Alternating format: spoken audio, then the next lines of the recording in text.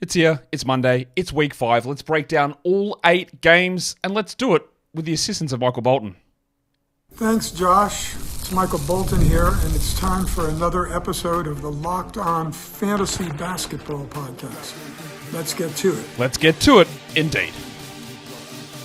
You are Locked On Fantasy, your daily NBA fantasy podcast. Part of the Locked On Podcast Network, your team every day.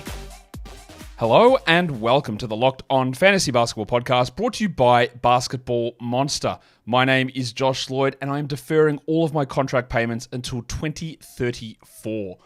I'm also the lead fantasy analyst at basketballmonster.com, and you can find me on Blue Sky at joshloyd.bsky.social, on Twitter at redrock_bball, on TikTok at redrock_bball, and on Instagram at Locked On Fantasy Basketball. Today's episode is brought to you by Prize Picks. Download the Prize Picks app today, use the code LOCKEDONNBA, and get $50 instantly when you play $5. You don't even need to win to receive that $50 bonus. It's guaranteed. Prize Picks, run your game. Your favorite team has a newsletter, lockedondaily.com. Check it out. Go and sign up over there and get all the info on your favorite team. And before you do that, double bang this though. Watch the video, listen to the audio, thumb it up, and leave your comments down below. We've got 8 games to talk about from... I think I forgot to change that graphic there. Oh, well, I think you know what it is. We're talking about the games on Monday. There are 8 of them on. Let's just start off with a little bit of news info that we got updates on for Tuesday's games. Walker Kessler is out once again with his hip bursitis. Don't really have any idea how long this is going to be. They aren't giving us any real time frame on it. Hopefully we get like a proper update or something on it tomorrow. I would guess he misses a couple more this week, and that obviously just prolongs the John Collins run. It really helps Drew Eubanks in those deep leagues and Kyle Filipowski in 12-teamers. Zach Edey, unsurprisingly, is out tomorrow, so Jay Huff and Brandon Clark are absolute stream options for the Grizzlies. And then we had one in Indiana, which we'll talk more about Indiana later, but they signed Moses Brown, old 2020 legend, the C-parter. He is back in the NBA. Now remember, he's actually a really, really bad NBA player, but he's big. He's 7'2", and they don't have centers. And today, Miles Turner didn't play with what they called calf soreness. I hope it's nothing more. And they had to roll out Enrique Freeman as the starting center. Now, one thing we also know about Brown, he's bad. We know that. But also, that if he plays, he puts up huge numbers, usually. Now, he's had a few stops around the place. Portland, obviously. Oklahoma City. I think he was with the Clippers for a little bit as well. And he's just been bad in all those places. But if they run into a situation where there's nobody, and Turner is out for a period of time, you would use him. Now, absolutely, don't get me wrong. You're not adding Moses Brown in 10 or 12 or 14 team leagues. You would consider it in like 18 and 20 and anything deep in that, absolutely. Just because he probably has to start getting some minutes, maybe starting on Wednesday. But again, remember, overall, unless he's made some big strides to get forward, he is bad. And that is why they play him minutes, they go, oh no. And they get him out of there. And he doesn't play anymore. And then he gets cut. And he signs the next team. And he gets opportunities because he's 7'2". That is why he gets the opportunities. But they need someone who's 7'2", and they've got him. So we'll see what this means moving forward. Let's take a look at some waiver wire trends now across the NBA, who's been the most added and dropped players over the last 48 hours using our Basketball Monster tracking method. The most added players, no surprise here. Dalton Connect is the most added player. Yeah, because his last 3-4 games have been really good. It's placed him in the top 100. He's shooting really well. The opportunities are there. Cam Reddish is set to return in this one, while Rui Hachimura didn't practice, so I don't think that Rui will play, so that does help Connect, and I've got no problem with him. I've got no problem having Connect at the moment. Long term, I'm doubtful on it, but I added him in a couple of spots, and we'll see where this goes. Pat Williams, one of the most added players. We'll talk about the Bulls later. Maybe he's just Pat Williams. That is true. They do play 3 games in 5 nights beginning soon, tomorrow, I think. And maybe that's the reason you hold him. The minutes were fine, but yeah, he was bad again. Vince Williams has been added, which I do like. I do worry that on Wednesday he doesn't play, given it's a back-to-back, but this is more of a longer-term scenario, so I mean, for that. As you'll notice, unfortunately, we don't have a Robert Williams IV in the NBA, because we had Patrick Williams I, Vince Williams Jr., and then Robert Williams III. Yeah, Rob Williams needs to be rostered. At some point, you feel like it'll just blow up, and I don't know what happens when Ayton returns. It's a huge, huge question mark. But yeah, we've got to add Williams for now. John Isaac was added. We'll talk about him more in the Magic game later today, but his minutes have been trending up, and that's one of those ones that you do try and get out ahead of. And the last one there is Leaky Beasley. Even though Tim Hardaway Jr. returned, Beasley was still in a pretty sizable role, and he's going to continue as that points and threes stream option for a long time, I'm guessing. The most dropped player, Najee Marshall, fair enough. No reason to be super excited about holding on to him with PJ Washington back. The horse, Keldon Johnson, yep, Marcus Smart dropped, no problem. I would consider Smart, though, because we've got a back-to-back coming up. Although, yeah, I don't know how effective or how many minutes he's going to be able to play. Jaime Jaquez was dropped. He didn't play today. The Heat are now off until Sunday, so that's a very, very easy drop. People dropped Jay Huff. I would cycle back on that and add him now with the ED injury, and people dropped Alex Caruso. Caruso's also available to play tomorrow. The Thunder played Tuesday, Wednesday, back-to-back. They're missing Isaiah Joe. Caruso's not a must by any stretch, but the defensive stats you can get here, short-term, maybe you'd consider it. But overall, totally reasonable move to have moved on from the rabbit hunter, Alex Caruso. Let's talk games. Let's go to the first one.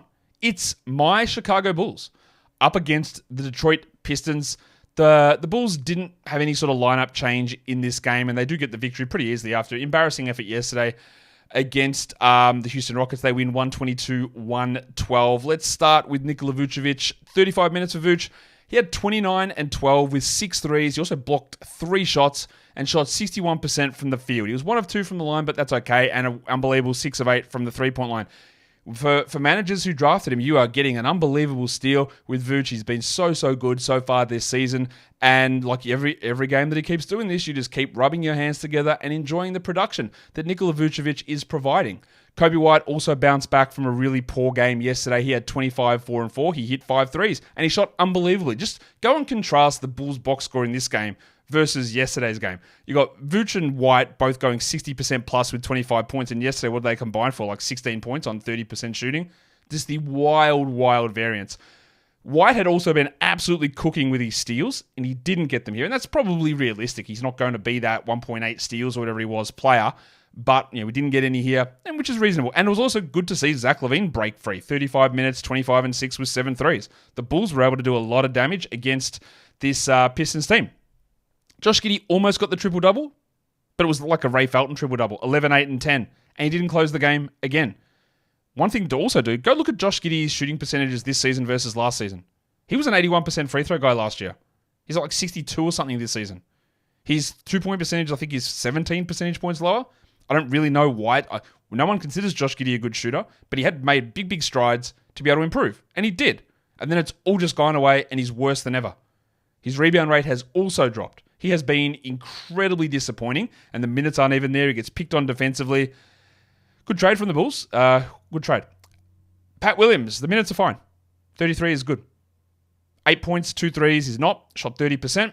If you want to move on from him, it's Pat Williams, man. Do it. Get that garbage out of here. And I reckon you might even consider that with Dosunmu, who is also, the shooting is dreadful. Now, I do believe that Dosunmu's shooting is going to come up. He's at I think 26% from 3. And I don't think he's a 40% guy, but I don't think he's a 26% guy.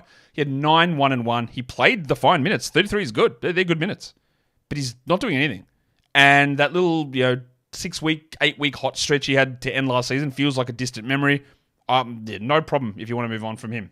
Get that garbage out of here. Let's go ahead now and look at the Detroit side of things. And they did welcome back Timmy Hardaway Jr. in this one. So he went straight back into the starting lineup. Leaky Beasley went to the bench. Hardaway, wouldn't say it was a good game. He had 2 points on 10% shooting. Yep. Didn't hit a 3. He had 3 assists, though, so that's great. While Leaky Beasley had 21 with 5 threes. Beasley has been very good. Very good of late. In fact, he's like a top 50 player over the last 5 games.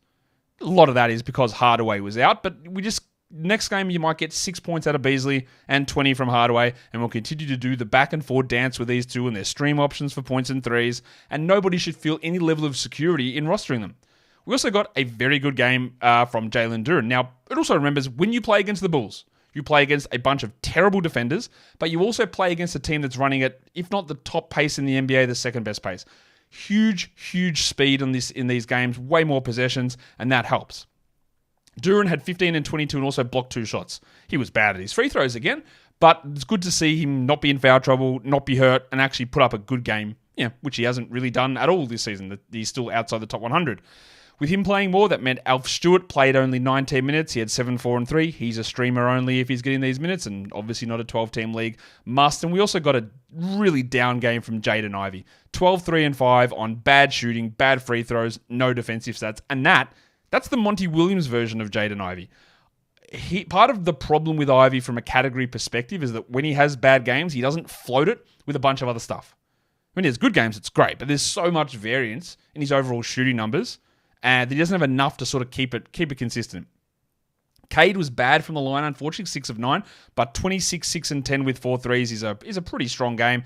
And it was a very empty, thick Hogsman game. Earlier on this season, we were getting like bad scoring nights from Tobias Harris with filling it up in other areas. And today he said, nah, we'll do the opposite. 16 and 2 with zeros in the other areas.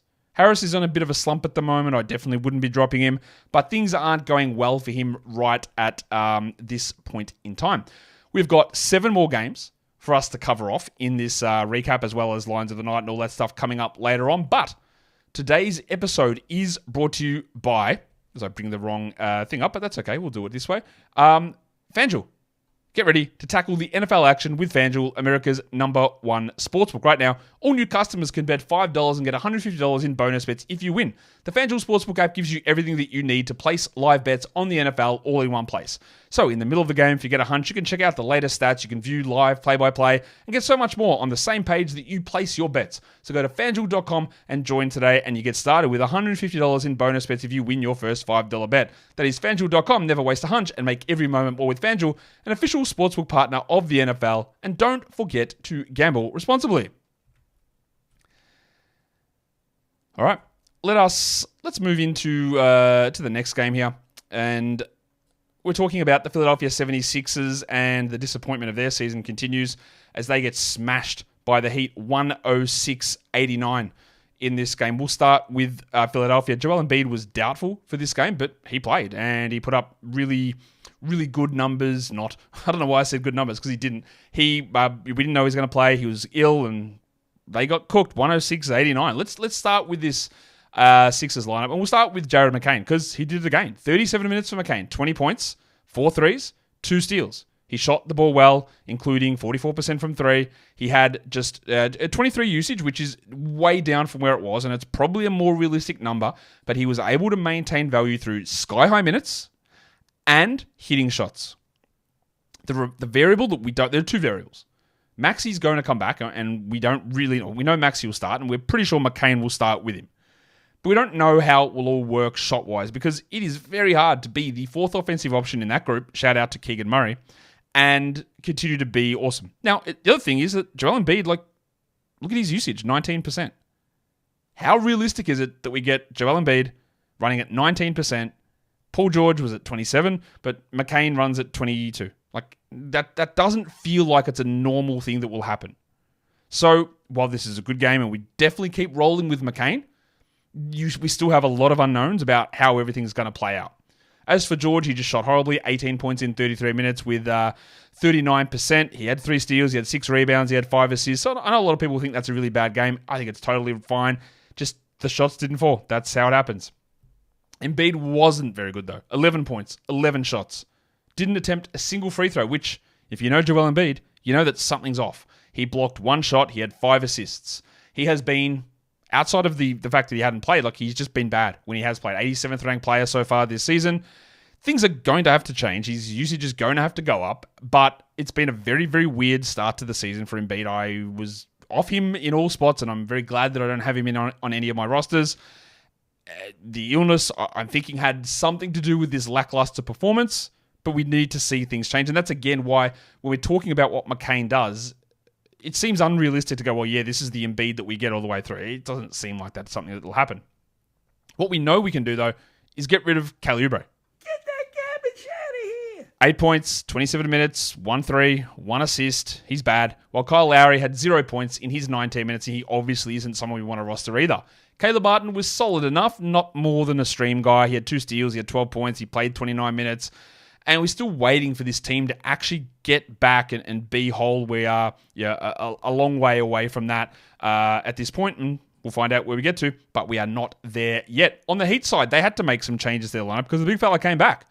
General soreness, Jimmy Butler returned, and he started over Kevin Love, while Terry Rozier told the Heat apparently that he's had foot discomfort, and that's what's been bothering him. Oh, yeah? Excuse? Did you do a match with Matthew Richardson here? Miss the shot at goal and grab your hammy? Because he was being terrible. Something was clearly off, though, so I'm going to give him the benefit of the doubt and say that, I guess his foot was busted because he looked terrible. So he's out. The thing is now, with Miami, base everything that I say here in this game for the Heat is they don't play until Sunday. So when you're looking at decisions and if I'm adding someone, like, no, because we're like 5 days with no games on with this squad. It's good that they were able to get this victory, obviously. He put up, and we'll start with Butler. He put up 30 points in 34 minutes with 10 rebounds. He was 13 of 13 from the line. He was 67 from the field. That is a fantastic game. It's great. It's great that he put up these numbers. Love that. But the only reason he did it is because it was a revenge game. And we all know that whenever you play your former team, you always put up big numbers. So Butler was able to get some really big performances here. Of course, that level of free throw and that level of shooting has absolutely zero chance of sticking. But it was good to see that he still got that in the tank after some very, very, very poor and lackluster performances so far. With Rozier out, Eric Spoelstra unleashed Drew Smith. 10 and 6, 3 assists, 3 steals. Like I said, that would be great if we knew that Rozier was going to be out for the next few games. Yeah, try Smith. But they don't play until Sunday. So just file it away and then don't worry about it. Tyler Hero's hot streak ended in this game. 18 points, 5 rebounds, 5 assists. Now, don't get this twisted. He was never going to do what he'd been doing. It wasn't going to continue. This is still a fine game. And these games, it's probably marginally under what we expect. He's probably a 20-point per game scorer. But 18, 5, and 5 with 2 threes and no defensive stats on 4 of 4 from the line, that's actually not far off the realistic long-term expectation from Hero. He's probably about 23, 24-point guy maybe. But it's not far off. It's not an absolute disaster game. It just looks like it compared to what he had been doing beforehand. Haywood Highsmith, at least he hit some shots. He had 9 points here with 3 threes. And Little Chungus, who'd been getting big minutes and playing well off the bench, played 8 minutes. So yeah, like to say that we can rely upon him would very clearly be a lie. We also got Duncan Robinson starting in place of Rozier, and he had 13 points, but didn't shoot well from the field, from the line. And we obviously, if we tried him today, it's reasonable to have a crack and see what that does. But we don't have to hold through all this while Kevin Love had 3 points in his 15 minutes. And just a lot of sort of bit pieces there, like a Richardson and a Palo Larsen and a Alec Burks. And those guys, their minutes go back and forward so often. Oh, I didn't mention Bam Adebayo, who, shot 25% and had 5 points. He did have 13 boards, and he shot that badly, and Hero shot that badly, and they still cooked the Sixers by like 20 points, and they are... What are the Sixers now? 2-11 as their absolutely disastrous start to the season continues. And look, there is a chance that Philadelphia gets Tyrese Maxey back next game, and they're really going to need it. Like they're going to need him back there. Let's go on to the next game. We're going to talk about the Washington Wizards in a smackdown against the New York Knickerbockers. The final score 106-134, obviously in the Knicks' favor. There was no Bilal Coulibaly, who had post-traumatic headache. Never heard that rephrased that way. I'm going to say he just got a sore head after he got cracked yesterday. I don't expect this is a long thing. He'll be back in the next game. And they did a thing which annoys me to absolutely no end. They started Malcolm Brogdon. Why would you do that? Why wouldn't you start the man who's a 3-4 on your team, and that's Keyshawn George, versus putting a third point guard out there and then lose by 35 points? Brian Keefe, that is a terrible decision. But I'm guessing he did it because, he's showcasing for a trade. So that actually makes a lot of sense, showing people in the NBA who Malcolm Brogdon is. I'm not going to sit here and tell you that Keyshawn George played well. He didn't. He played 26 minutes for 1 point. He had a steal and a block. He's only a deep league stash guy now, or a deep bench stash guy, because there's just too many guys in there siphoning the production away. What we did see, though, is even with Brogdon starting, Bub was great. 18, 4 and 2 for Carrington with 4 threes. Lil Bub shot 44 from the field. He took 16 shots, which is not realistic to think that Carrington's going to lead the team in shot attempts. This was a complete blowout game. Holding Carrington, absolutely. As for Brogdon, 7 points, 19 minutes. He just might not be good anymore. He's older. That is possible. I would not bother adding him. Valanciunas only the 18 minutes, but 18 and 8 with 2 blocks. He's getting it done in the low minutes. The upside's limited because of the playing time, but the production's fine. And it was another stinker from Alex Sarr. I'd hold him. If you don't want to, I get it. The production's been very inconsistent. I would try and hold. Usually with rookies who have starting roles like Sarr, I like to give them through Thanksgiving and then make an assessment of sort of where we're at. Sarr had 8 and 4 here and just wasn't very good. Also a really bad game from Jordan Poole. 8 points on 43%, only took 7 shots. And predictably, the defensive stats cooled off. And you'd be shocked to know that Kyle Kuzma sucked also. 11 and 8 in his 24. Don't drop Kyle Kuzma. He's been not good at all outside of like one game, but we don't drop him. And we've also got big minutes out of Corey Kispert because that's where you want to chuck the minutes. 18 and 6 with 4 threes in 31 minutes for Kispert as they go down in what was, I just think, poor coaching, poor decision-making for the Wizards overall in this game, which has been a hallmark of that franchise, but not necessarily with Brian Keefe there. On the Knicks side of things, there's very little to talk about, but let me just talk about the fact that Jalen Brunson finally looked better. He played only 30 minutes. He had 26 and 11. He had 5 threes and shot 60%. We needed that. The opponents, not a lot to write home about, but we needed a big game from him. Towns only got 25 minutes because no need for more, 24 and 12. We actually got extra minutes from Campaign. And don't look now, but Payne is putting together some okay numbers. So if you're in a deeper format, a 14-teamer, he's on the fringes there. He had 17, 2 and 7 Campaign because there's just no depth otherwise. We had Mikal Bridges, 14, 3 and 5, it's fine. He still somehow played 34 minutes. Anunoby had 16 and 5, and Josh the Hitman Hart 14, 6 and 3. And honestly, there's not really anything to talk about with this team and with this game. And apart from that little sort of note there on, I guess, the production of Campaign, who again was pretty good in this one. We've got more stuff to talk about coming up. We're going to go into the Toronto Raptors and another Tyrese Halliburton disaster class coming up. But first of all, today's episode is brought to you by PrizePicks. PrizePicks is the best place to get real money sports action with over 10 million members and billions of dollars in awarded winnings. PrizePicks has made daily fantasy sports accessible to all. You just pick more or less on 2 or more individual player projections and you can win up to 100 times your cash. Run your game all season long on PrizePicks. PrizePicks, it's the best place to get that money down. There's 10 million users. You sign up today. They pay out really fast because they put their members first. Within 15 minutes, you can get those payouts when you win into your account.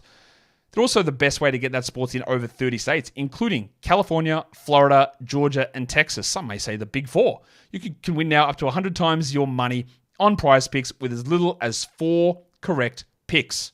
You look at the individual numbers like a Steph Curry 3-pointers. You say more or less. What's he going to hit? Well, you put that into your lineup. You look at Anthony Edwards and overall points and you go more or less. You stick that in. Points or rebounds, steals, blocks, assists. That's how easy it is on PrizePicks. So download the app today and use the code LOCKEDONNBA to get $50 instantly after you play your first $5 lineup. Download the app today and use the code LOCKEDONNBA to get $50 instantly after you play your first $5 lineup. PrizePicks, run your game. All right, let's go on to the next game. The Indiana Pacers go down to the Toronto Raptors. 130-119 is your final score here. The Pacers had to make a couple of lineup changes because Miles Turner was out.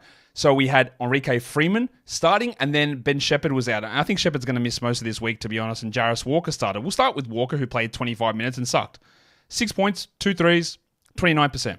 Part of the concern for him coming out of college was shooting, and it has not proven to be any different in the NBA. That's really disappointing. I would hold barely if I added him, just to see what happens over the next couple of games, because the opportunity's there, but man, that was terrible. Speaking of terrible, Tyrese Halliburton, what's not terrible is 39 minutes. 16 points is great. It's not. 39 minutes is great. 16 points on 28% is terrible, and this man's shooting slump is horrendous. It will have to correct, but it feels like, I don't know what it is, if it's mental, physical, I don't know what's going on, but it's a continual problem. He is helping in other spots, 5 steals, 2 blocks, only 4 assists. It has been a real disaster of a season for Halliburton so far. And if you drafted him in the first round, which again is a completely reasonable thing to do, given that that's who he's been for 2 years, this feels like out of nowhere, because it is out of nowhere. We haven't really seen this sort of bad shooting for so long. Bennett Mathurin, fewer shots than Halliburton, but 28 and 5 with 4 threes, a steal and a block, and continues to play well and will continue to play well. And the guy I think we've got to at least consider now is Timothy John. TJ McConnell had 10 and 3 with 7 assists and 5 steals. That obviously is a 12-team viable line. And with Shepherd out, he's going to have to do more. No Shepherd, no Nesmith, no Nembhard. I think give it a crack. Deeper leagues, you want to pay attention to Quentin Jackson, who is a two-way guy who had 9 points, 2 steals, and a block, because there's just too many guards that are out, and he's going to have to play. So he's someone you can pay a little bit of attention to. We also got some minutes out of John Furphy, and then he got hurt and didn't return. Enrique Freeman didn't do anything as a starter. 3 points in 19 minutes. That'd have to be 30-team league stuff, and we got way more out of Obi Toppin. So Toppin's probably the stream if Turner misses. Of course, Moses Brown is going to come in at some point. This is a good game from Toppin, who hasn't really had many of them. 19, 2 and 5 with 3 threes. I don't think we need to get overly excited there. While Siakam was like fine, 39 minutes, played a lot of center, 25 and 10 with 5 assists. It's pretty good. The percentages are subpar. As usual, he doesn't bring defensive numbers, but he's sort of just chugging along and producing good numbers on a pretty semi to like not even semi-regular basis, like just regular basis. On the Raptors side of things, let's start with the GOAT, Jakob Poeltl. 38 minutes, 30 and 15, 2 steals, 2 blocks on unbelievable shooting. I think it's really clear that he's not going to continue this.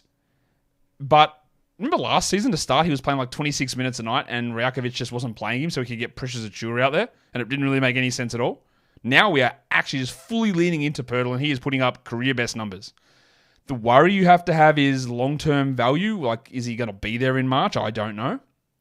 And this sort of stuff that he's doing on this usage with this shooting is not going to hold. Barnes is going to come back as early as next game maybe. Quickly still a little bit away, but Poeltl is doing everything that he can. We also got an incredibly efficient game from Rowan Barrett.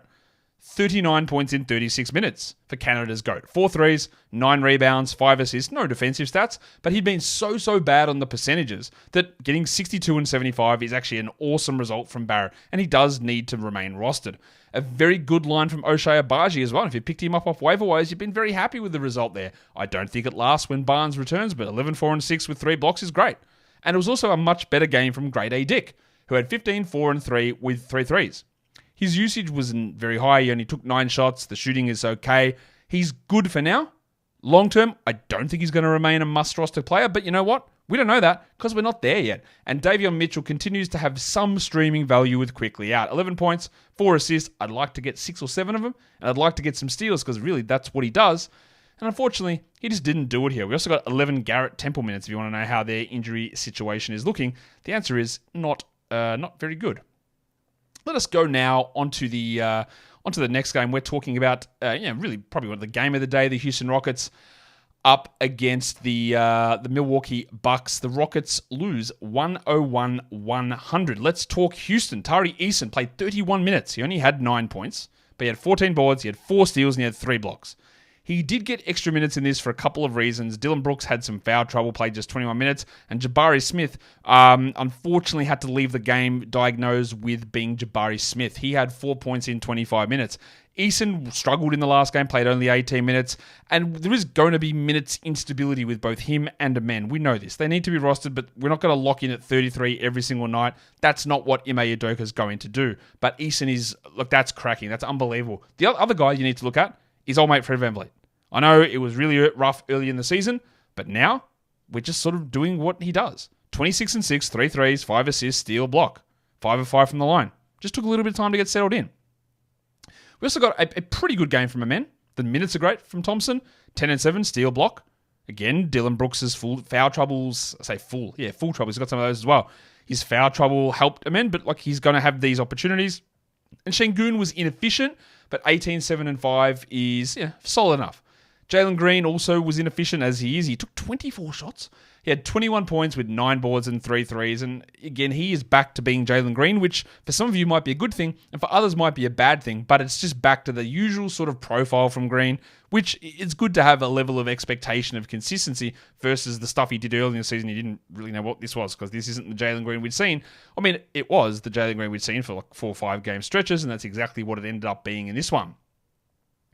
We had no Chris Middleton, of course, but we did have Damian Lillard returning. He slotted straight back into start and had 18, 4, and 10 in 36 minutes, and that meant DeLon Wright moved back to a bench role. But with no Ryan Rollins, we got some more minutes out of DeLon. 23 minutes for DeLon, 6 and 4, 2 assists with the steal. You don't need to keep holding him. And we also got an absolutely massive Brook Lopez game. This has been a huge roller coaster from Brook. He's on the massive, right at the top. Don't know how long he's going to stay there, but 27 and 10 with 5 threes, 3 steals, and 4 blocks is a ridiculous game from Brook Lopez. Now, he might do absolutely nothing in the next one, but it's a nice hot streak. And again, you ride those hot streaks and it's fantastic. With him playing this well and Giannis playing minutes, Bobby Portis is doing nothing. Portis is realistically just a sort of stash player. 11 and 4 in 21 minutes. Like, it's fine. You know that he'll do more if someone's out, but when they're in, he very rarely does it. And the artist, formerly known as Taurean Prince, played 27 minutes and had 2 points. He'd been good the last 2 games. But that doesn't matter because they were the games where there was no Lillard. So he had to take a few more shots. They went in at a super high rate. He's not a 12-team league guy, clearly. They started Andre Jackson. He lasted under 5 minutes. He didn't return. He had 1 rebound. AJ Green started the second half and had 5 points in 29. And the Green, Jackson, Trent group continues to be frustrating. Gary Trent was the best of the lot here. 12 points, with 4 threes in 24 minutes. But overall, I just don't think you want anything to do with these guys in 12-team leagues. There's too much inconsistency. You can stream Trent and Green for threes, get some steals out of Trent at times, but not guys that I want to hold on to and feel that they're going to be reliable. There's just a lot of guys like that that's on the wire that you can stream through and get more in those categories if you need to. All right, the next game, the Orlando Magic. They just keep getting it done with a huge road victory over the Phoenix Suns. And we've got to start by talking about Mr. Black. Anthony Black puts up an absolute monster. 33 minutes off the bench, 20 points, 4 rebounds, 9 assists, and 3 steals. He shot 50%. He was a massive 7 of 8 from the line. These are unbelievable signs as he turns around and starts to put things together in what is sure to be... I can't do it. No, that's a great game. There's absolutely no denying that that's a great game from Anthony Black. Someone sent a message to me on Blue Sky. They said, man, look, talk me out of going and grabbing Black. This is a fantastic game. I said, okay, just look at the last 2 games where he combined for 10 points. Last game he had 4, 1, and 1. It's a good, very good game. It's a fantastic game, and we love seeing these positive signs. I love to say that's one of the best games. It's clearly the best game he's ever had, right? But it is also, like, context is really important. He got extra minutes in this game, and they were fantastic minutes, and he really, really cooked. Unbelievable stuff. But there's no reality that this is what happens on an every night basis. He's providing solid assists. He gets some steals and blocks, and that is useful, absolutely. It's not a must. It's not a must roster guy, but they do have a good schedule coming up. So take that into consideration as well. I think they've got 3 games in 5 nights starting on... I think they might have 3 games in 4 nights in the middle of the week. But anyway, that's good. But if you added him and then get the 4-1-1 game, which is what happened literally 2 days ago, you wouldn't be as excited. This is a very good game. Try it out if you want. I wouldn't say get out ahead of him because he's not in any line to take over a starting role or anything like that, but it's a very good performance. It wasn't a good performance from Kentavious Caldwell-Pope, and that's been the normal season. 9 points with 1 rebound. Cool. And Jalen Suggs also struggling with the shot. They're just not going in. This is just it's a really bad slump from Suggs at the moment. He had 12 points with 2 blocks and 2 threes and 36% shooting. That's bad. I do believe that he is going to be better than this, but this is a pretty significant slump, while Wagner is doing the opposite. For the man that couldn't shoot, he hit 50% again. He was 32, 5, and 8 with 4 threes. He is benefiting massively without Paolo. He's doing the thing where the opportunity is there, so that's risen up, and then the efficiency has stayed high and risen as well. The double combination, which makes it look awesome. Love what you're doing, Franz. Let's hope it doesn't cool off. And we actually got a huge Goga game as well. It is worth noting the opponents are not at their best sort of strength. Goga had 17 and 10 with 2 blocks, and until Wendell returns, which it's coming soon, like Goga, we ride him. Simple as that. But like I've said a million times, I don't think that Goga maintains value long term. So if a very, very key option arises, a longer term waiver wire player arises, sometimes you have to make that move. And it won't always work in your favor, but sometimes you do got to go that direction. You do got to go. That's not how English works. Mo Wagner had 9 points in his 12 minutes, while Tristan Da Silva continues to start. The 6 assists are a nice little surprise, but 3, 5, and 6 is not enough. This is deep, deep league stuff only for him. And we also thought we were getting a lot more out of John Isaac. He played 20 minutes. He had 7 points. He had 1 steal and 3 blocks. So honestly, if you're in a category league and you added John Isaac, I don't think you can complain. You would have hoped for 25 minutes, but you got 3 blocks and a steal. Okay. It's not fantastic. It's not a perfect game by any stretch, but it's not bad. He's going to be iffy. Absolutely. We know this. He's going to sit games. He's going to get hurt. His minutes are going to be all over the place. And if he plays under 20 again, then you go, well, maybe I don't want to deal with this. But in a game where he goes 19-33 and has a steal and 3 blocks, I think you feel okay about it. I think you feel okay. Maybe you don't. I can't tell you what you feel. You can tell me what you feel if you like. Let's look at the Phoenix side of this game. Like I said, they were still without players, no Beal, no Durant, and then no Yusuf Nurkic. So it was Devin Booker and a bunch of others. They started Osei Iguodala, someone we talked about a couple of days ago, saying, he's getting a lot of minutes at the 4 here, and with Durant out, we pay a little bit of attention. So let's start with Iguodala. 12 and 7 with 2 steals. If you added him today, you love that. That's actually really good. That's useful enough in the short term. I have no idea how long Nurkic or Beal are going to be out. They both could play next game. Literally no idea at this stage. Iguodala is, if they're both remaining out, I'm okay with having a crack, honestly, like just as a very short-term option. Josh Okogie was solid enough, only 11 points, but 2 threes, 2 steals and a block, gets it done as a stream guy. And Booker just a bit disappointing, 14 shots, 36%, 17, 2 and 5, and Tyus Jones was pretty good.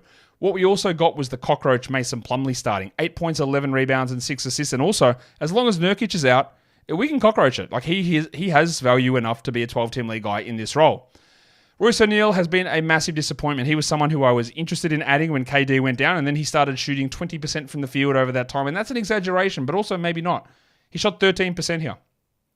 2.7 rebounds and a block. He was doing excellently before Durant went down. We thought, okay, a couple more minutes, a few more shots, it's going to be good. No, process I think is still okay. He just was terrible. And if you want to move on, I get it. But he also could come out and have a really good game in the next one. Grayson Allen, he's doing the thing. It's points, it's threes. He can't hit free throws for some reason. He's not a rest of season hold. He played 29 minutes here, and as long as these guys are out, we can ride with him as well. But this team's a mess, man. Look at the guys getting minutes. Okogie, Iguodala, Morris, Plumlee, Dunn, who had 5 and 6 and is not a 12-team league guy. We even got 6 bold minutes to complete the big 4. They are not looking good. There's a lot of guys out, and they were looking good, obviously, but injuries strike. And Durant, Beal, and Nurkic, 3 of their best 4 players. You can debate Nurkic versus Jones. I won't argue. Jones has probably been better. No, he's definitely been better this season. Is he more important? No. But like that is, that's key to have those guys out. And yeah, it shows. It shows. Let's go to a pretty crazy game here. The Atlanta Hawks, who are undermanned, took on the Sacramento Kings at home, who are undermanned. And the Hawks get it with a win. Dyson Daniels, the game saver, 109-108, the final score here. We'll start with the Atlanta side, and it's a very, very weird box score. You look at Trae Young, he had 7 points. He hit 1 shot, 14%. He had 19 assists and 2 steals and 5 of 5 from the line. They were really doing everything they could to make him not shoot. He didn't, and they still win. Jalen Johnson was a late scratch in this one with lower leg inflammation that occurred not that long before the game tipped off, so we'll keep an eye on that. I'm imagining it's either a rest thing or something that happened in warm-ups. Just we'll see what happens. And then they started in his place Gary Bird, Garrison Matthews, who had 9 points, 3 threes, 4 assists and 2 steals, which isn't a terrible game, but it's nothing that we need to get super excited about. But what we did get is a bunch of players returning. DeAndre Hunter played, Bogdanovic played, and Kobe Buffkin played. Let's start with Hunter, who went crazy. This is the almost stereotypical DeAndre Hunter game. He played 25 minutes, he had 24 points, so you're rock hard. You're like, well, look at that, 24 points, what are we doing? But for DeAndre Hunter to do this, and we have seen this time and time and time again, he needs huge usage, which he had 31% usage. He needs elite shooting, and he was at 60%, and he offers nothing else. 2 rebounds, 1 assist, 0 steals. He did chime in a block, and he went 2 of 2 from the line. There is no world in which DeAndre Hunter's a 31 usage player or a 60% shooter. It's just not happening. He has these games. You can look at everything that he does. Anytime he has a hot streak, it's like, wow, why is he taking so many shots? Oh my God, they're all going in. And then he shoots 40% and he averages 1.2 rebounds and 0 assists for 5 weeks and he's useless. If you want to stream him and you think this might be the start of a hot streak, I'm not going to tell you not to. It's totally okay. That's what streaming is for, to try and see what we get. But there's a relatively consistent, it's not even a pattern. Well, it is. It's just who he is. It's what he is. He doesn't do anything else apart from score, and he needs everything to go right, and it did for him to return value. Dyson Daniels played 39 minutes. He had 14, 8, and 4. He didn't get a steal. The last one, they counted that as a block, but he had 4 blocks. Now, I did see a lot of questions floating around with Bogdanovic returning. Man, is Bogdanovic going to start over Daniels? Are they going to be at a minute share? They're going to cut Daniels' minutes down? No, they're not. Now, Daniels might not play 39 minutes a night, which is okay. But no, Bogdanovic is not pushing Daniels to a bench role. Daniels was the starter. Before Bogdanovic got hurt, he was always going to be that starter, and he's awesome. So just feel pretty good about it. I think that's what you need to do. If Bogdanovic is on your wire, though, add him. I know this isn't very good, 6 points in 18 minutes. I don't think that he's staying at 18 minutes. Remember, we try and look forward. 18 minutes is not good, but it's his first game back after this hamstring injury. And unless you think 6 points in 18 minutes is the regular production from Bogdanovic, then you add him because you expect more. And maybe you don't get more. And maybe he gets hurt again. But I just completely scrubbed this. The only important thing to take away from this from Bogdanovic is the fact that he played and he didn't get hurt. Kobe Buffkin's on the menu for deeper leagues. He didn't do very much. He Trae Younged it with 14% shooting. He had 5 points, but he's back and he's playing. And then we thought we were getting a bit of consistency from Onyeka Okongwu, but I guess not. 7 points in 20 minutes. I also thought in this game that with Jalen Johnson out, we get Larry Nance playing the 4. He'd been doing that, but of course, he got a DNP-CD. That's about the fourth weirdest thing that happened in this game, and it is one of those things that across the whole day, completely random performances that you have no idea of, literally no way of predicting them. Hey man, we're getting Nance being good. We're playing him a lot of stuff for Larry Nance. Wow, power forward's out. We've been playing Nance at power forward. Maybe we should try him. Nah, 0. All right, sick. Cool. Let's give all the shots to DeAndre Hunter instead. All right, if that's what you want to do. Anthony Black had 4 1-on-1 the last game, so what's he going to do? Oh, he's probably just going to go for like 28, 8, 8, and 8 with 24 steals and 17 blocks. Oh, sounds about reasonable. That sounds about right. Probably should just keep that sort of streak going. And then we had a decent game from Zach Ricochet, who's also been terrible. Ricochet benefited also from Jalen Johnson being out, 18 and 3, 3 threes, 2 steals and a block. This doesn't make me think that he's a must-roster player. It's a good game, but again, the game log, it doesn't lie as to what has been happening. It's all been terrible. Apart from like 1 or 2 good games, this is good. Don't think that it holds. Clint Capella, who, 19 minutes, played 28? Of course he did. Why would we expect anything different? Not 14 and 14 with a block, and he remains a very soft hold in category leagues. And and then Jalen Johnson will play next game, and DeAndre Hunter will shoot 4%, and Trae will take more than 7 shots. So this whole game is wacky, and none of that even matters because all of the wackiness, realistically, even though there was some stupidity there, it's all on the other side of the box score. And I'll flip that over now because the Sacramento Kings, really disappointing from them again. Yeah, it's not great that they're losing Malik Monk, Domantas Sabonis, and DeMar DeRozan. That's not good, obviously. They got a bit of a break now, and I expect those guys will return. Maybe not Monk, but the other guys will return in the next game. But they have had no real injury setbacks over 2 years, and now they are getting them, and it's hurting. And what you would hope in a situation like this is someone like Keegan Murray would step up. He had 7 points on 33% in 22 minutes, and the usage was up, but he was actually terrible here, and he fouled out. I don't like to analyze people's psychological state or what they're thinking and feeling. So I'm not going to do that. Like that was starting to creep into my head. I'm not going to do that. But he's absolutely not the same player that he was. And the usual trajectory of a player going from year 1 to year 2 to year 3 is you get to do more. The ball is in your hands more. You move up the offensive pecking order. He's moved way down. And it has not worked out at all for him. I would still be holding Keegan Murray in 12-team leagues, but obviously, if you thought there was a step forward coming, it's not looking likely that that's going to happen. De'Aaron Fox, not surprisingly, couldn't keep the same sort of pace going. He had 28, 5, and 7. That's still really good. And then Vanderpants, big opportunity, 39 minutes, huge minutes. Revenge game. Oh, actually, it's not a revenge game. I forgot. It's only a revenge game when you play well. Otherwise, it's not. He had 9 points in 39 minutes against his former team with 3 steals and shot 27%. Guess he didn't hate them enough. I still think we roster him while Monk and DeRozan are out.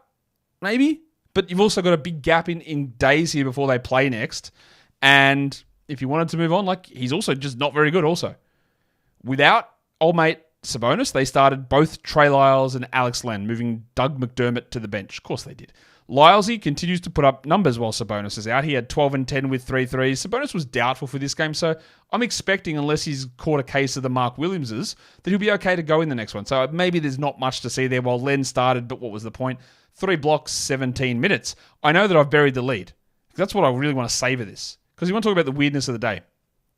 How about Keon Ellis, who still came off the bench, mind you, with DeRozan out, but he played 33 minutes, he had 33 points, he hit 9 threes. Not only did he hit 9 threes, but he took 17 shot attempts, second most on the team. He had a steal and a block. He got to the line 7 times, which is great. Keon is a player that's shown an ability to be a good player, not really offensively, but he also had 0 points in 10 minutes last game. So when we talk about being able to predict or look at how coaches are running things or the ideas they've got, just throw that shit out the window. Because what is this? He's last... Let's actually go back here. If I count up the scoring in his previous 7 games, it does not equal 33 points. It's 32. Yeah? One of the best games from Keon Ellis that you will ever see. A 28 usage game when he was at 13, 10, 14, 13, 8, 10, 10, 10, 10, 12, 15. Yeah.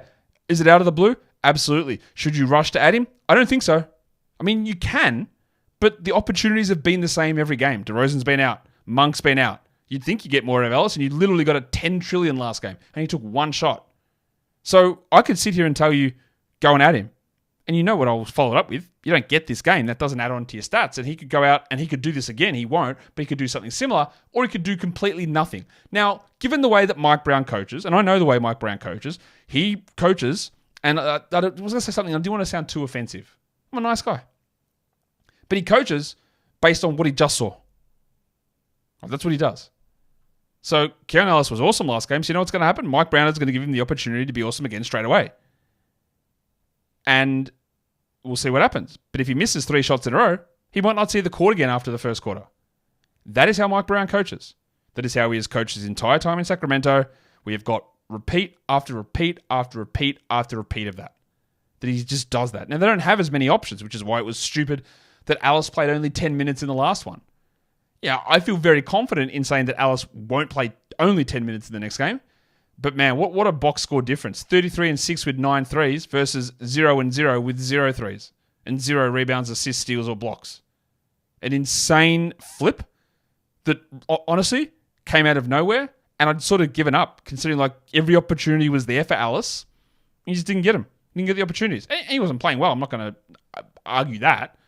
I wouldn't say he was playing terribly. But this is a little bit out of the blue. So I know everyone's going to rush to add Keon Ellis after this. I get it. But also, like I said, be cautious. Check the schedule. Check where it is. Because the Kings, they don't play until Friday. So Tuesday, Wednesday, Thursday, no games. Is Keon Ellis or Trey Lyles or even Kevin Huerter, are they worth clogging up your hole? I think not. Because I think DeRozan and Sabonis will both play the next game. And therefore, that opportunity fizzled. And you didn't get to take advantage of Keon Ellis here because why would you have been able to predict this? You couldn't have. All right, let's go to the final game of the day. The Clippers hold on to beat the Golden State Warriors. Now, I know that there are people who think that I like to be negative with things, and that's okay. You can think that. I don't think that I am. I think that I try to be realistic but also positive. But there are plenty of people in the media who seem to go out of their way to make the NBA seem worse than it is, and then double down on that and continue to just highlight the worst things, right? Every day in the NBA, there are great, awesome regular season games. This one was one of them. We saw Houston, Milwaukee. Great game. Atlanta, Sacramento with players out. Awesome game. But we hear these people, regular season doesn't matter. Terrible games in the association every night. Everyone's just shooting through. It's all they do. The fact that gets pushed and then it gets parroted and people put it on Instagram comments and YouTube comments and on Twitter and Blue Sky and whatever, and that's what they talk. It's ridiculous. Why we can't talk about the actual things that are good because they exist and they happen all the time is beyond me. It's beyond me that we don't do that. So, another great game. Hey, let's get this positivity going. Look, there are great games happening basically every day across the NBA. Big performances, ridiculous things happening. We need to talk about it more. I am not a big person in media at all, but I do think that I try my best to talk about stuff and to highlight this stuff and push back when there's this regular season is useless, no one cares, it's all bullshit, because it's not true. There is plenty of history that suggests if you have to be right at the top of the standings in the regular season to actually win a championship, you can't coast. You can't do it. It doesn't exist. Yet this pervasive idea is all around. Another great day of regular season games. The Clippers win. Upset. 102 over the Warriors. Steph was questionable heading in. He was pretty good. 26, 7, and 6 with 6 dribbles. Can't really argue with that. Didn't take any free throws, but that's okay. And Draymond also pretty good. 9, 9, and 7. But it's just a lot of the other nonsense. We got the Hall Pass legend Lindy Waters starting, 29 minutes. Steve, probably don't need 29 minutes of Lindy. He had 6 points with 2 threes and 3 steals. I'm not adding him or doing anything like that, but what this also shows, it doesn't show that Buddy Hield will only play 23 minutes or Kuminga will play 19 or Podziemski will play 16. It shows that you just don't have enough reliability or consistency to consider the must roster. Now, I think I would still hold Hield, but after that ridiculous top 10, top 20 start or whatever, he is Buddy Hield, the player that needs to be on a very bad team, playing 33 minutes a night with 25 usage to be fantasy relevant. And none of those things are true here. Hield had 8 points with 2 threes. He had 1 steal. He had 2 rebounds. He is now 236th over the last 5 games and 164th over the last 2 weeks. He's outside the top 100 per game in points leagues. And I actually think that the points league stuff is going to get worse. He's Buddy Hield. He's not that good. Hot start to the season and cooled off. If you wanted to jack him off, I get that. He would probably be the guy that I hold, as much as I don't love Buddy as a fantasy guy, over Podziemski, who had 1 point in 16 minutes. This is with no D'Anthony Melton, by the way. Or Kuminga, who played 19 minutes and had 12 points. They can both be better, easily. But they don't do it enough. I don't know why I broke that sentence up like that. It doesn't happen enough. And that reduction in floor or reliability means you don't have to hold them. Get that garbage out of here. Trace Jackson-Davis. Chase almost got him. Trace Jackson-Davis can't get enough playing time to matter. He needs 24. He's not getting it. You don't roster him. Get that garbage out of here. And it was actually a really good game from Wiggins. Although, it's a bit DeAndre Hunter-ish, isn't it? 22, 3, and 0. He shot well, which he hasn't done all season. I think we still roster him, but honestly, I'm not that sure. I would have Wiggins over Kuminga, over Hield, over Podziemski, pretty comfortably, I would say. And then you got the Payton, Anderson, Moody situation. Gary Payton was in closing this game, got a nice steal, and then screwed up the last bit, but that's okay. But he's in there. This is the fluctuations that we get, and this is without Melton, and Kevon Looney was out in this game as well. Yet we still ran a 11-man rotation? Yeah, an 11-man rotation for Golden State and Steve Kerr, which has been successful for them all season, but not as easy for us from a fantasy point of view. Not that they matter that much, or they care that much, or they don't care at all, which is fair. For the Clippers, no change to their lineup. Jimmy Harden played 41 minutes. He only had 12 points. Very Trae Young-esque, except he didn't take as many shots. Oh, sorry, that's not true. Trae didn't take as many shots. 27% shooting for Harden, which is atrocious, but he Richie Benoed, 2 threes, 2 steals, 2 blocks. He had 6 rebounds and 16 assists. We had a guy go for 19 and a guy go for 16 assists today. Zubats had 8 and 17 with a block. Great game from him. And Norman Powell had a hamstring injury. Went to the locker room, came back, only played 26 minutes, but shot the lights out. Now, he also DeAndre Hunted and had 23, 1 and 0 and shot really well. I hope that the hamstring's not a problem moving forward, but good to see a nice bounce back from yesterday. Derek Jones, look, we don't have to do that anymore. And it was a very, very bad game from Chris Dunn. And now we're in this situation of I don't really know how to value Dunn. Because if he's a 27-minute-a-night guy, we're in, we're on, we're rostering him. But if it's 27, then 24, then 18, then 24, then 28, then 22, that's not enough. And it's one of those, let's look for chunks in the schedule. Commit to him for 3 games in 5 nights. Try it. You'll get 2 good ones, maybe 1 bad one, and then move on. And I think that's probably the way we look at him. And maybe it's a way we start to really take more, maybe we need to be more focused on chunkiness. And I know some of you already are.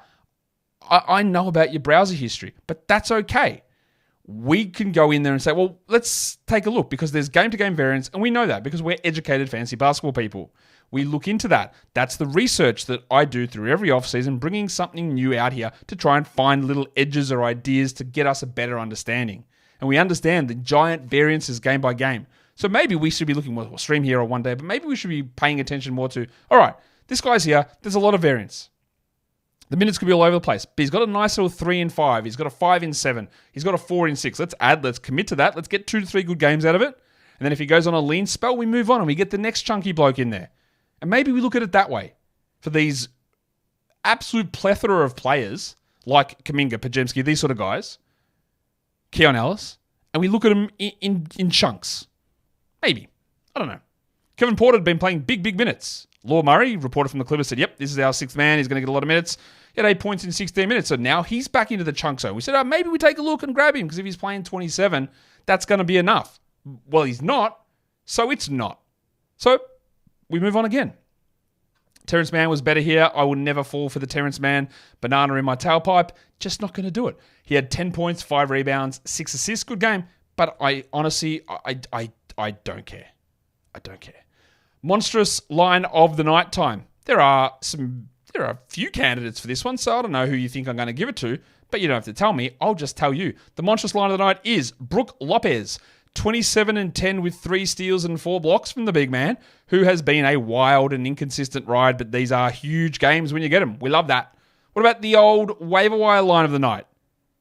There are actually 2 really close ones here, but let's be fair. If we're going to be honest about it, there's only one. It is, of course, the 10 trillion man himself, Keon Ellis, 33 points with 9 threes, coming literally from nowhere. What about the young gun of the night, the best first or second year performer? Unless I've missed someone, it has to be someone again who completely reversed course after going 4-1-1 the day before. It's Mr. Black. Anthony Black has 20 and 4 with 9 assists and 3 steals. Cool. Look at that. Ellis has 33 with 9 threes. Black goes 24 and 9 with 3 steals. And the game before they combined for 4 points, 1 rebound, 1 assist. Variance is a bitch. What about the dud of the night? A few contributors here, a few contenders here. Do we go for the man that I might name the award after, Jabari Smith? What about the man who is taking giant steps back in year 3 of his career, Keegan Murray? Will it be him? Or will we go to the rookie, Alexander Sarr, who had 8 points, 4 rebounds, and 3 assists? You go, that's not that bad. Yeah, but the percentages sucked as well. And he was the worst player on the day, who was rostered in over 80% of leagues. I would hold him.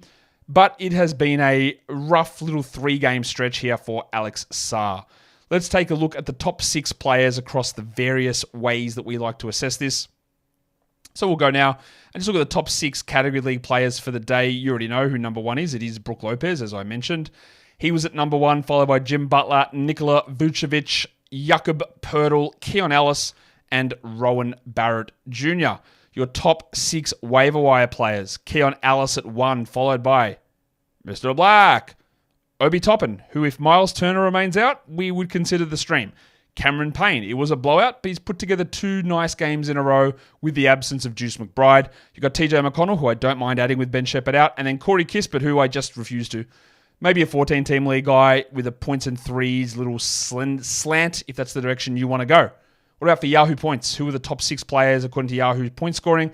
Lopez, Poeltl, and Vooch, 3 centers, followed by Jim Butler, Rowan Barrett, and Jimmy Harden. And then lastly, the ESPN points top 6 players of the day. It's Lopez, it's Vucevic, it's the burner Jalen Brunson, Jimmy Butler, Jakob Poeltl, and Keon Ellis. So, as I hit the wrong button again, that's okay. It's the end of Monday's action, beginning of week 5. Wild performances right across the NBA. And I hope you're on the right side, the receiving side of some of those good games. And I hope that your opponent had the bad ones. Guys, hit the thumb, double bang. Leave your comments. We are done here. Thank you so much for listening, everyone. See ya.